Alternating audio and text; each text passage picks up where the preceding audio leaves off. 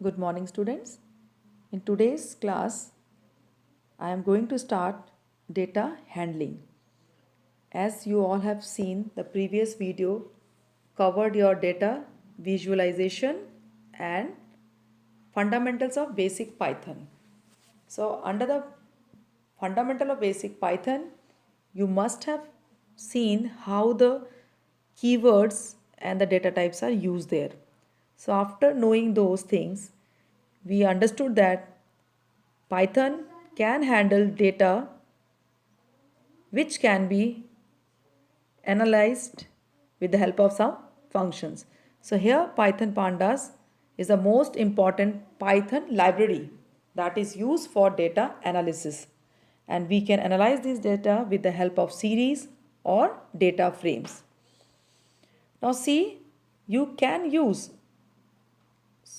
operations on these data frames. In this operations comes pivoting, sorting and aggregation. Now two functions used for pivoting data frames. What do you mean by pivot?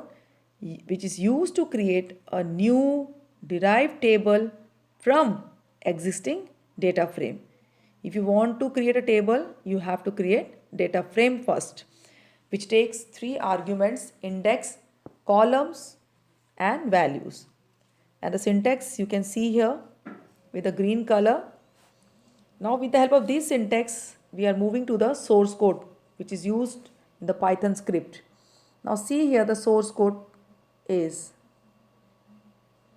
very carefully you have to understand.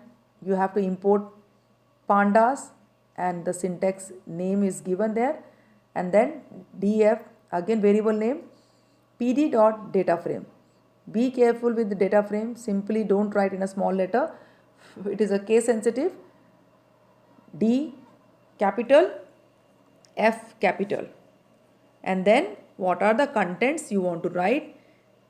Carefully see under the quotes, colon, and within the square bracket write the content. After comma, then again the contents can be given. It is user's choice that what type of content they want to keep in the table. Now after writing print df, the output is coming like this. Here I have given three names with their education and the marks. It could be any kind of data. It is just an example. 0, 1, 2 are actually index, which is mentioning that the first row is given to the John, the second one is for Bobby, and third one is for Meena. Now, what is next one?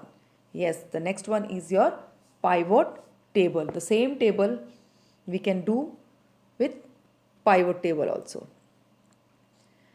where the values are aggregates, means you can keep the value in a separate way. This difference I can show you with the help of source code. See the same code mentioned here with the help of table, where pd dot pivot underscore table bracket open df, and the index means where which column you want to use, that is column A and column B. It's very clear. You can see the output. A and B are indexed and not the C1. This is a small difference to use pivot with pivot table. Now moving to the next one. Next is your C, sorting. Sorting, as the name say, we have seen in the MS Excel also, to arrange the data in ascending or descending order. Whenever you are going to analyze any kind of data, the user may require how to arrange the data, how to search the data with the help of ascending or descending order. So you can go sorting of data with two types, by value or by index. So the syntax is a very important part. Before writing any source code, you should know the syntax, which is a proper format of a command. So your syntax is saying sort underscore values, and then by is equal to which column, axis, and ascending is equal to true or false. Same thing we can see with the help of source code. Small differences here. Only I have changed df is equal to df dot sort underscore values, and then the bracket you can see the A column is going to arranged, and ascending true means it should be in a true, means ascending order.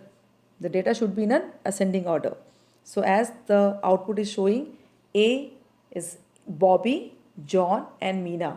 Alphabetically it is sorted, but the index is not changing. It is coming with the same record to make your value very, very accurate. Next one is your data aggregation. It is a process of turning the values of data set into one single value where the number aggregation could be possible, and those possibility can be done with the help of functions like count, sum, min means minimum, maximum, median, etc. Syntax same thing, df.sort underscore values, and then you can use ascending descending, and the same command will be followed with the help of functions only. Now see the source code. I have used here all three functions, that is sum, mean. You can see here sum numeric only and the mean value. See df.mean, df.count, df.sum. Syntax are same. Only thing is the function's name you have to write, and this is the output. Numeric value C is added here. It is coming with the data type also. Mean value is sum of all the three divided by 3, and last is the count. That means all the records are 3. That is the count. A is counted as 3, B is counted as 3, and C. This is the record which is present in the table. So there are 3 records. It is showing me 3. So till here aggregation is there, and what I exactly wanted to tell you, that you should know that how the Python is going to use data which can be analyzed with the help of these syntax. It is not necessary that it is completed here. In the book there are lot many arguments and lot many examples are there which you have to see carefully. Before that, this is the very simple thing I have used. I hope you will write down in your copy so that you can understand how to use with the tables. So along with this, in your Google Classroom I have given you some assignments. You have to do that and submit it as soon as possible, so we can give you more questionnaires. So please take care, do all the source codes carefully. Next day I will come with some other source code. Thank you and have a nice day.